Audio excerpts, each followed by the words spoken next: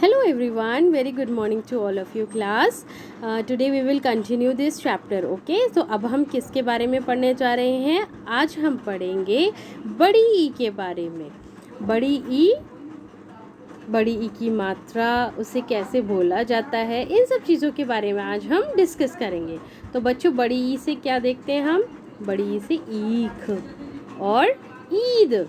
इसके अलावा भी कई सारे शब्द हैं जिन्हें हम बड़ी ई के द्वारा पढ़ सकते हैं, जैसे ईद, ईख, ईश, ईशा, नई, गई, लाई, नाई, आई, भाई. देखा कितने सारे शब्द हमने ई लगाकर पढ़े. इसके अलावा हम क्या देखते हैं बच्चों? हमारे सामने एक छोटा सा फिगर बनाया गया है जिसमें हमें बहुत सारे अलग अलग कलर्स करने हैं. तो हम यहाँ पर सभी तरीके के कलर का यूज़ करेंगे, जैसे ब्लू, रेड, ग्रीन, येलो, है ना. और इस फिश को बहुत अच्छे से कलरफुल बनाएंगे. चलिए, इसके अलावा इस चैप्टर में बच्चों हम क्या देखते हैं? नेक्स्ट पेज पर हम देख रहे हैं बच्चों, यहाँ पर हमें मात्रा के बारे में बताया गया है, यानी बड़ी ई की मात्रा कैसी होती है? ऐसी. जिस भी व्यंजन पर आपको इस तरीके की मात्रा दिखाई देती है वो आपकी बड़ी ई की मात्रा होती है. जैसे हम सबसे पहले किस चीज़ का फिगर देख रहे हैं? सबसे पहला फिगर है मछली. मछली, इसमें ला पर बड़ी ई की मात्रा का इस्तेमाल किया गया है. जैसे कील, चीता, खीरा. इसके अलावा भी कई सारे शब्द हैं, खीर, जीभ, चील, नीम, गीत, है ना. इन सारे शब्दों को भी हम एक एक करके पढ़ेंगे. इसके अलावा बच्चों क्या बताया गया है इस चैप्टर में? बड़ी ई की मात्रा लगाकर हमें ये चित्र का नाम पूरा करना है. तो अब आप बताइए कि पहला आपको किस चीज़ का चित्र दिखाई देता है? यस, ये है दिया, जिसे हम दीपक भी कहते हैं. तो बड़ी ई की मात्रा द पे आएगी, इसलिए तो ये होगा दीपक. ठीक है, तो आप यहाँ पर क्या लगाएंगे? बड़ी ई की मात्रा. इसी तरह नेक्स्ट फिगर आपने देखा, ये है गिलहरी. तो रा पर बड़ी ई की मात्रा आएगी, है ना. तीसरा आपको किस चीज़ का फिगर दिखता है बच्चों? ये है सीप. सीप. इस तरह से हम इस फिगर को पूरा कर लेंगे. इन चित्रों के नाम भी लिख लेंगे.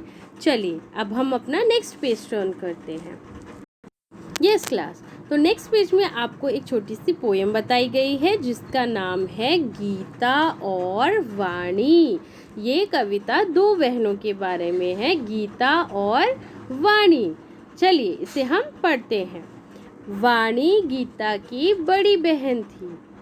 वाणी गीता की बड़ी बहन थी.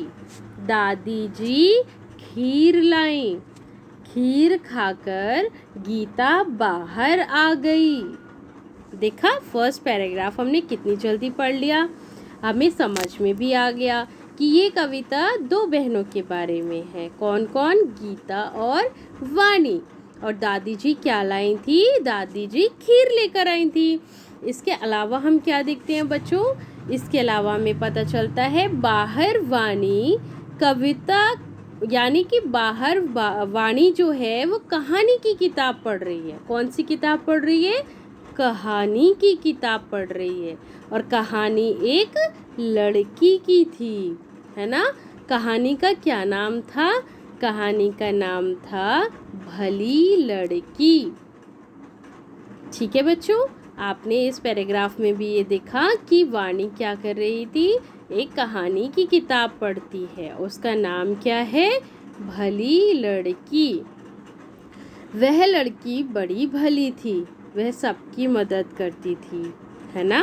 तो इस छोटी सी कविता को पढ़ के अब हम इससे रिलेटेड क्वेश्चन आंसर्स कंप्लीट करेंगे. ठीक है, फर्स्ट क्वेश्चन है आपका बच्चों, गीता की बड़ी बहन कौन थी? वाणी. नेक्स्ट क्वेश्चन है, दादी जी क्या लाई? दादी जी खीर लाई. क्या लेकर आई दादी जी? आपने फर्स्ट पैराग्राफ पढ़ा तो आपने देखा दादी जी क्या लाई? खीर. तो आपको ये यहाँ लिखना है, खीर. थर्ड क्वेश्चन, वाणी क्या पढ़ रही थी? तो बच्चों हमने क्या देखा कि वाणी क्या पढ़ रही थी? वाणी पढ़ रही थी कहानी की किताब। वाणी क्या पढ़ रही थी? कहानी की किताब, है ना। लास्ट क्वेश्चन क्या है? कहानी का क्या नाम था? कहानी का नाम था भली लड़की। देखा बच्चों, इस तरह से ये कविता भी पूरी होती है और इससे जुड़े क्वेश्चंस भी हमने कंप्लीट कर लिए। चलिए अब अपना नेक्स्ट पेज टर्न करते हैं। Yes class, so next page आप टर्न करेंगे तो आपको यहाँ पर एक हेडिंग दिखेगी, बोल बोल कर पढ़ो। हमें इन्हें क्या करना है? बोल बोल कर पढ़ना है।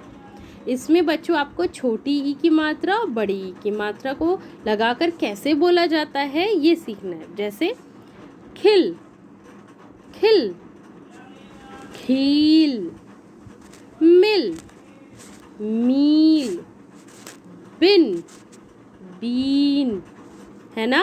इसके अलावा और कौन से शब्द हम देखते हैं?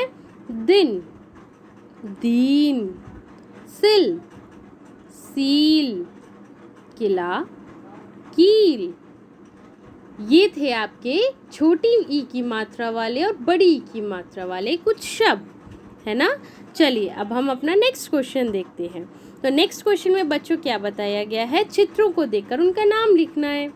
चलिए अब हम यहाँ एक एक करके चित्रों को देखते हैं और उनका नाम लिखते हैं। तो सबसे पहले आपने जो चित्र देखा वो किस चीज़ का था? वो था एक मछली। नेक्स्ट ये क्या दिखता है बच्चों आपको? ये है लड़की। तो आप यहाँ पर लिखेंगे लड़की। ओके। इसके बाद बच्चों कौन सा पिक्चर आप लोग देखते हैं? सीटी। और सबसे लास्ट आपको दिखता है चीता। ओके। चलिए अब नेक्स्ट क्वेश्चन में हम क्या करेंगे बच्चों? यहाँ पर दो कॉलम आपको दिखाए गए हैं। पहला है छोटी ई की मात्रा वाले और दूसरा है बड़ी ई की मात्रा वाले शब्द। जैसे गिलास छोटी ई की मात्रा है, धरती बड़ी ई की मात्रा। तो आपको यहाँ पर दोनों को सारे शब्दों को अलग अलग कॉलम में लिखना है जो जिसमें जिस भी मात्रा का इस्तेमाल किया गया है। मान लीजिए किताब में बड़ी ई की मात्रा है या छोटी ई की। अगर छोटी ई की मात्रा है तो आप इसे छोटी ई वाले कॉलम में लिखेंगे और अगर बड़ी ई की मात्रा है तो आप इसे बड़ी ई वाले कॉलम में।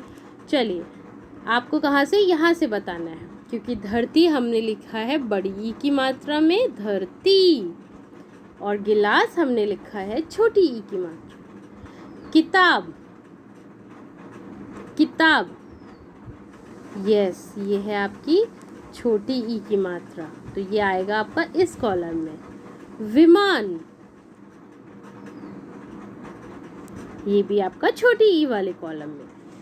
नेक्स्ट सर्दी, सर्दी में बड़ी ई की मात्रा का इस्तेमाल हुआ। मठरी, तो ये दोनों शब्द आपके बच्चों बड़ी ई वाले कॉलम में आएंगे। ओके। चलिए ऑलमोस्ट हमने इस एक्सरसाइज को भी कंप्लीट कर लिया है। ठीक है। यस स्टूडेंट्स, अब हम अपने पेज को टर्न करते हैं और हम क्या देखते हैं? हम एक नए स्वर के बारे में पढ़ते हैं। अभी तक हमने छोटी अ, बड़ा अ, छोटी ई, बड़ी ई सभी के बारे में पढ़ा, इनकी मात्राओं के बारे में पढ़ा, इन्हें कैसे बोला जाता है ये सीखा। अब हम पढ़ते हैं छोटे ऊ के बारे में। इसे हम कैसे बोलते हैं? ऊ। ऊ से उल्लू, ऊ से उपवन। उपवन मीन्स होता है बाग, है ना। नेक्स्ट हम क्या देखते हैं बच्चों? इसके अलावा भी कई सारे शब्द हैं जो ऊ से शुरू होते हैं। जैसे उठ, उड़, उस, उर, उषा, उधर, उठना, उजाला, उड़द, उदय। देखा कितने सारे शब्द हमने यहाँ पर पढ़े। इसके अलावा बच्चों आपको क्या बताया गया है?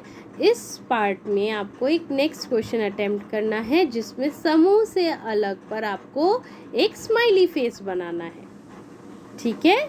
जो भी आपको समूह से अलग लगे, यानी कि यहाँ पर फ्लावर्स का आपको एक ग्रुप बताया गया है। जैसे ये फर्स्ट लाइन हम देखते हैं। फर्स्ट लाइन में आपको ये फ्लावर और ये फ्लावर सेम है, लेकिन ये फ्लावर अलग है। इसका मतलब ये समूह से अलग है। इसलिए हमने इसके सामने स्माइली फेस बनाया है। नेक्स्ट लाइन पे हम देखते हैं, ये फ्लावर और ये फ्लावर सेम है लेकिन ये डिफरेंट है, तो हम स्माइली फेस कहाँ बनाएंगे? इसके सामने। थर्ड लाइन में क्या दिखता है बच्चों आपको? ये भी कमल का फूल है और ये भी कमल का फूल है, तो स्माइली फेस किसके सामने बनाएंगे? इसके सामने। ओके, तो आपको इस तरीके से ये एक्सरसाइज कंप्लीट करनी है। नेक्स्ट बच्चों क्या बताया गया है?